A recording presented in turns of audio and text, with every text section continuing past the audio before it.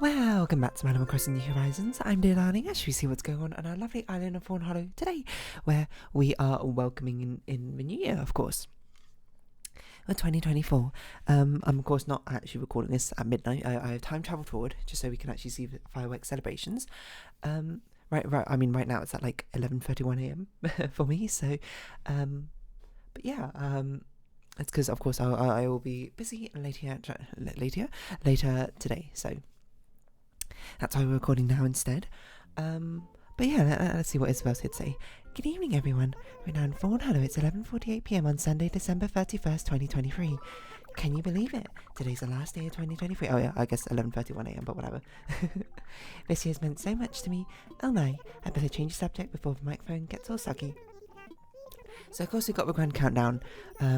And this will be a relatively chill episode, and as in keeping, I suppose, with the holiday stuff, is shorter probably than usual. What we've been up to, I mean, yesterday I played some games with my good old co-op buddy. Where we play all the co-op games, because I said this before, we were here came out with like a new game. It's like the expeditions, which I assume are meant to be like shorter form versions of the game, but they have some very, very interesting puzzles, and it's an interesting take on it. Because while the four previous we were here, have this overarching sense of narrative as well, at the same time. Whereas like if you fail a puzzle, you have to perish. Who do we talk to get a thing? Is it Isabel gives us something? I don't know.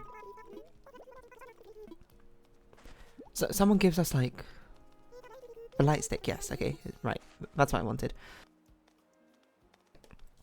Yeah, be shorter form ones, but the We Were Here expeditions are actually slightly different because I don't know if we have like a New Year's good enough sort of celebration. So let's just sort of sit down and chat. Because We Were Here have this overarching narrative, where it's meant to be these two expeditioners, I suppose, on an adventure going on and doing stuff. I'm not going to give spoilers necessarily, but the puzzles are very cool. Right, if you want a fun co-op puzzle game, We Were Here, fantastic series. But the expeditions are different because rather than there being a success fail state like in the normal We Were Here, they basically have tiers of success and tiers of failure, where basically it's like how far you get is you can decide yourself how well you do. Like you can keep on retrying the puzzle until you get to the highest score and that sort of thing. It was like gold, silver, bronze and retry modes, and then I guess it's just achievement based. Of course, me and my friend, we went for the gold level every single time, but the puzzles are actually really interesting in this one. I'm not going to give away how to like solve the puzzles, but I'll give away, I suppose, central mechanics, I suppose, so the expeditions puzzles if you want.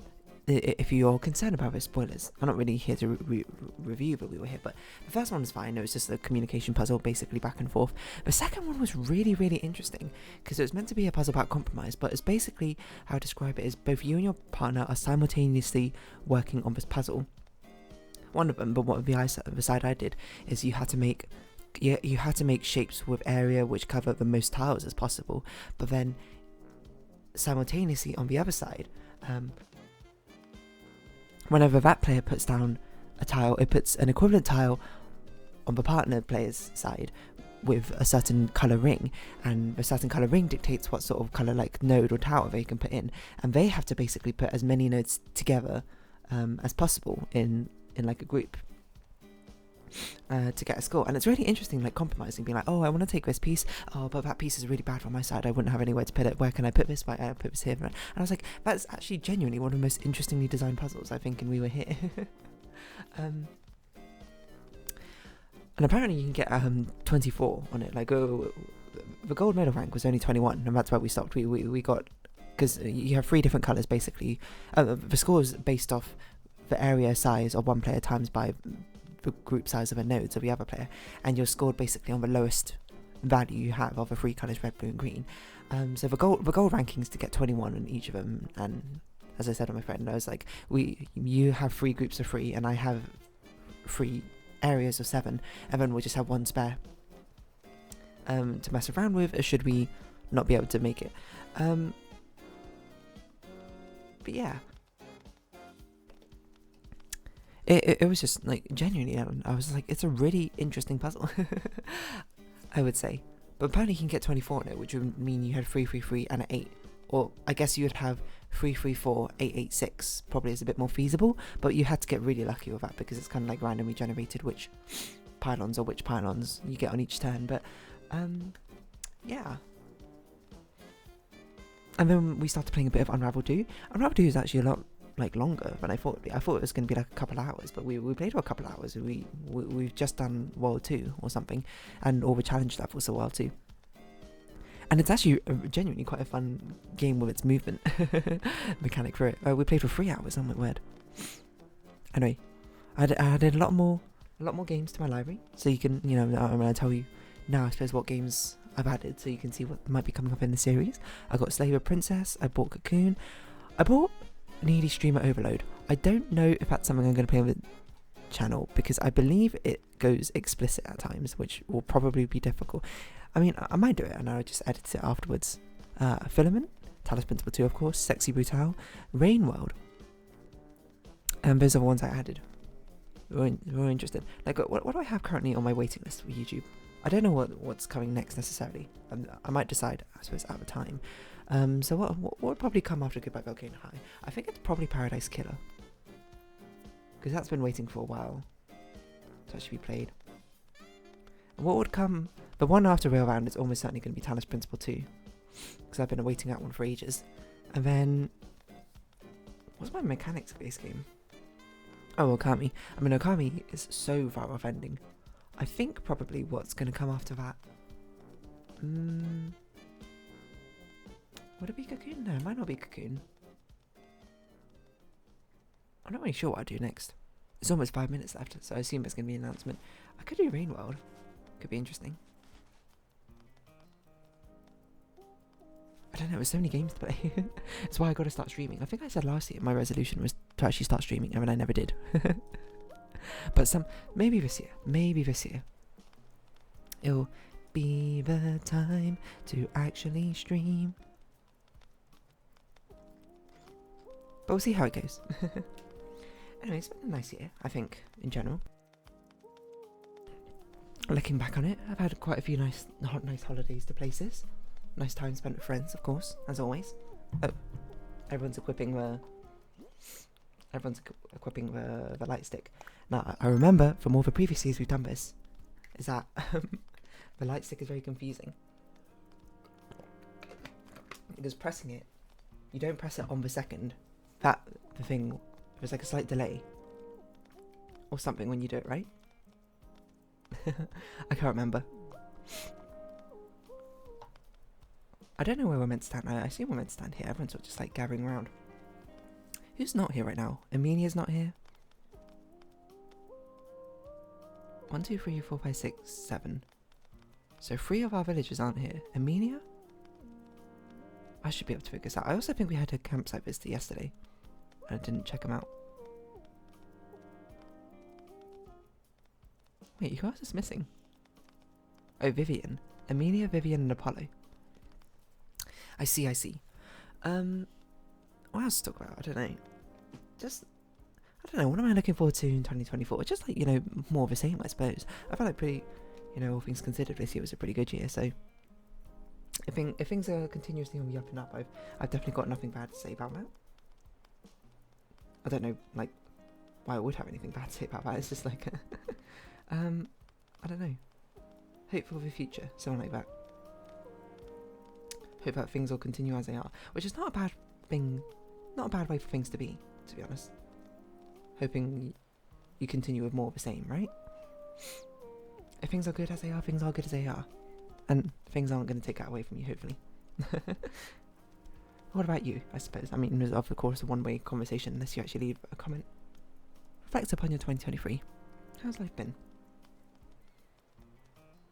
I guess it's kind of like a privileged position to be in, to be like, yeah, things have been pretty good, honestly, recently, so can't complain. Or maybe things have not been good, and maybe I've just forgotten about them as time has gone on. A year is a long time, which is weird to say because it's both very long and very short simultaneously. It's a sort of like, what's the word? Paradoxical in a sense. Anyway, what will be happening later today? Well, probably in like a few hours or so, I'll be playing a bit of Root with some friends, and then later on we'll just be celebrating or welcoming a new year. What more to ask for? I should think about what I'm gonna wear. I should probably get my clothes ready and that sort of thing, but I'll do that afterwards. Right now we're chilling. We're only a minute to go. Not in real life, of course. Actually, maybe when you watch us. No, actually. You would have to be in a time zone, which is my time zone minus like 10 minutes. So I suppose if you're in the UK and you're watching us, you can watch us around when it actually is New Year. If you're in America, then you'll probably have to wait a few hours, but still. Yeah, I don't know. What are my resolutions going to be? I don't know. I don't really do resolutions in the same sense. And I feel justified after watching that CGP Grey video, because especially that I feel works to my stylings more. Having this sort of general theme of attitudes to take rather than actual resolution, which I might not necessarily stay by. I don't know what my theme was for last year, I'm going to be perfectly honest, but where are you going for now? Should I stand in the centre? She's wondering about. I don't know why Raymond's over there.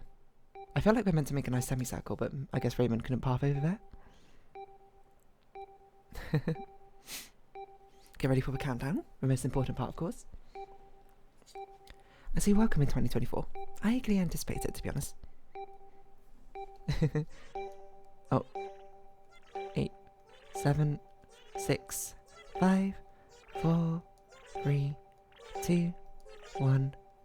Happy New Year! Woo! How lovely and sweet. 2024? I wonder how many of these years it got programmed. Happy New Year. May this year hold exciting adventures for us all. So true. May this year be full of merry festivities, great opportunities, and fantastic fun times and memories for future years. I know it's a bit short, but I think I'm just going to wrap this up here because I don't really have much else to say.